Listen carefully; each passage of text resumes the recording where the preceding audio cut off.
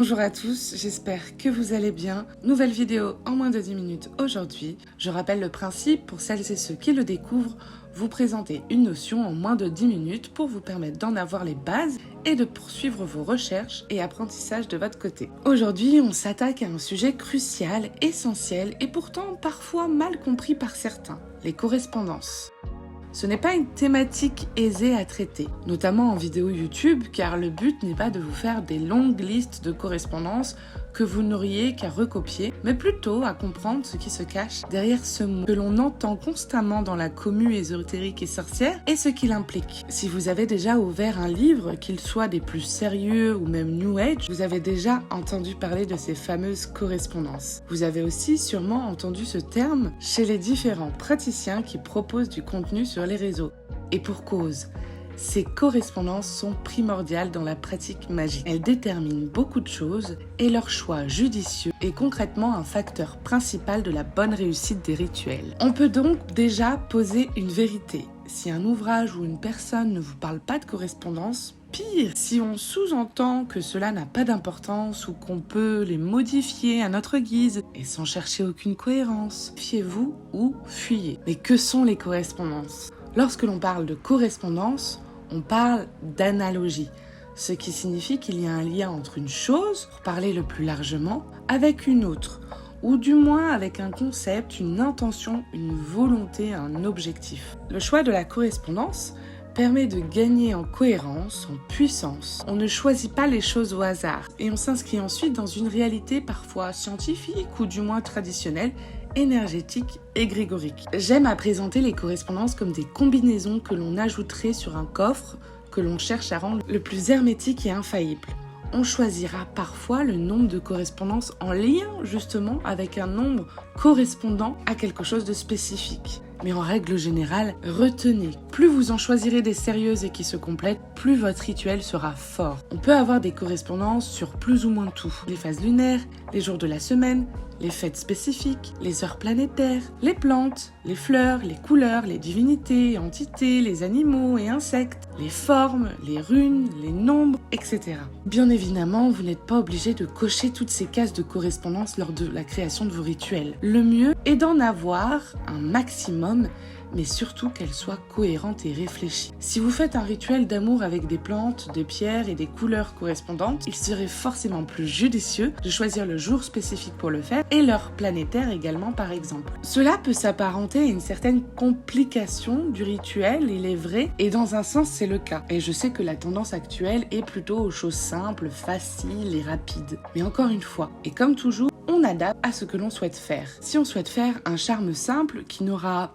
pas une force très puissante, mais qui s'apparente juste à un petit coup de pouce, on sera forcément moins regardant sur la quantité des correspondances choisies. Au contraire, si on cherche quelque chose de travaillé, avec une plus forte portée, on cherchera logiquement à le renforcer. Encore une fois, gardez en tête l'idée de combinaison, de code superposé sur un coffre-fort à protéger, ou si c'est plus simple à imaginer pour vous, visualisez cela comme un tour de clé que vous donnez à une serrure. Puisque l'on aborde les analogies à travers les correspondances, j'en profite pour rappeler qu'en sorcellerie, tout est souvent très imagé. Il faut donc bien réfléchir à l'image que représentent les actions que l'on met en place. Je pense ici à un exemple qu'avait donné il y a quelques mois Athénos sur son compte TikTok. Il répondait à une tendance que l'on pouvait voir sur TikTok où certaines personnes conseillaient d'inscrire leurs vœux ou leurs intentions d'une façon ou d'une autre sur leurs chaussures, sous leurs chaussures. Il avait alors très justement répondu qu'en visualisant cette action, celle-ci devenait immédiatement incohérente, puisqu'en marchant, on écrase ce vœu et cette même intention. Cherchez donc à faire preuve de logique et de cohérence encore une fois. Ce qui est bien lorsque l'on a saisi le principe d'analogie, de correspondance et d'image et que l'on arrive bien plus facilement à déceler les correspondances des plantes, par exemple. En effet, celles-ci ont l'avantage d'avoir déjà en elles des propriétés naturelles, phytothérapiques, médicinales et leurs propriétés magiques y sont généralement associées. Ainsi, on peut étudier l'herboristerie médicinale pour en apprendre plus sur l'herboristerie magique. Une plante qui permettra de réduire le stress et les angoisses sera très bonne pour les rituels de ce type. Une plante pouvant provoquer de fortes diarrhées pourrait être très bonne pour les choses dont on souhaite se débarrasser. Enfin, n'oubliez pas de chercher ce que la plante fait elle-même dans la nature. L'ortie, par exemple, qui se protège elle-même de par sa propriété urticaire sera une parfaite alliée à la protection. Venons-en à présent aux problématiques que peuvent causer ces correspondances, notamment la première. On en trouve partout, notamment dans les ouvrages et sur les réseaux, et souvent ce n'est soit pas la même chose, soit cela est même contradictoire. Là-dessus, on y appose généralement la formule magique « il faut croiser ses sources ». D'accord ? Mais pas n'importe comment. Il faut d'abord avoir en tête que vous pouvez croiser vos sources et pourtant ne pas le faire correctement. Je m'explique. Vous pouvez avoir les meilleures intentions du monde en ouvrant vos 3 ouvrages qui traitent des correspondances magiques des plantes, faire vos croisements, noter les similitudes et partir sur le constat que c'est la vérité absolue. Malheureusement, ce serait beaucoup trop facile s'il suffisait de faire simplement cela. Le premier problème que cela pose est lié aux ouvrages eux-mêmes. Si vous prenez notamment des ouvrages récents qui se copient tous entre eux, vous n'êtes pas sorti de l'auberge. N'hésitez pas à vous interroger sur les démarches et les pratiques de l'auteur. A-t-il ou a-t-elle mentionné la façon dont il ou elle a recueilli ces informations? A-t-on une bonne bibliographie fournie et diversifiée à la fin de l'ouvrage? Est-ce que même il y en a une? De plus en plus, nous retrouvons dans le commerce des ouvrages sans bibliographie. Et souvent, cela démontre simplement qu'ils ont très certainement repris leurs informations dans d'autres ouvrages bien connus, mais qu'ils ne souhaitent pas le mentionner parce qu'ils ne veulent pas faire de la pub à une autre maison d'édition. Le premier conseil est donc de croiser ses sources, certes, mais de vérifier avant tout ses sources. Toutes ne sont malheureusement pas aussi fiables les unes que les autres. Le second conseil est plus ou moins lié au premier. N'hésitez pas à varier vos types de sources. Et cela vaut pour tout, pas seulement en matière de correspondance. Les types de livres donc, mais aussi les autres supports. Écoutez des podcasts, des vidéos YouTube, de personnes de confiance. Le troisième conseil découle d'un facteur dont on ne parle pas assez selon moi. On voit émerger ici et là des vidéos où l'on nous parle de la correspondance de ceci, ou d'une tradition spécifique, une superstition, une croyance de famille. Seulement, il arrive très souvent que l'on ne nous donne aucune information sur celle-ci, ni d'où elle vient, ni depuis quand elle existe. S'il s'agit d'une tradition ancestrale ou d'une tradition uniquement familiale, cela a une importance considérable. De même, il faut bien comprendre que les correspondances ne sont pas forcément universelles.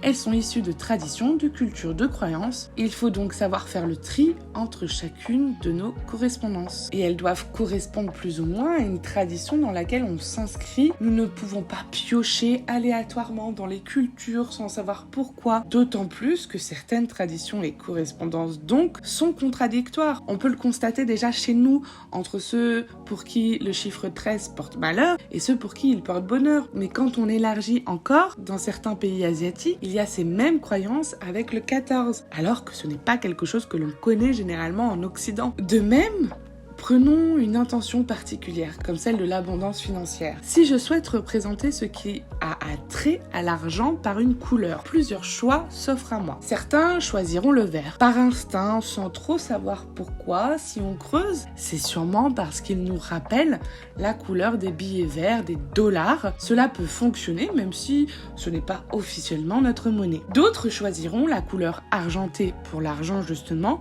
ou même doré pour l'or, ce qui, force est de constater, est davantage universel et cohérent. On réalise donc que la correspondance peut varier de par son origine et il est important de la connaître. Lorsque l'on nous donne à disposition des listes exhaustives ou des tableaux à rallonge de correspondance, nous devons donc en vérifier la véracité, croiser les sources, mais aussi reconnaître d'où cela provient et à quoi cela fait référence. Si l'analogie n'est pas du tout parlante pour moi, il n'y a aucune véritable raison que je l'incorpore à ma magie, bien qu'il y ait des égrégores qui se créent auxquels je peux me rattacher si toutefois cela me correspond. Ainsi en arrivons-nous au 4e conseil, celui de l'expérimentation. On pourra lire, analyser, travailler autant de tableaux de correspondance que l'on veut, rien ne vaudra le travail de l'expérimentation qui doit en découler. Vous serez parfois confronté à des discours contradictoires de praticiens et pour vous positionner, c'est à vous d'expérimenter. Enfin, quelques mots sur les ouvrages. Je n'ai aucun livre spécifique à vous conseiller pour les correspondances. Je conseillais avant le grand livre des correspondances pour lequel j'avais d'abord un avis plutôt mitigé. Je reconnaissais sa potentielle utilité tout en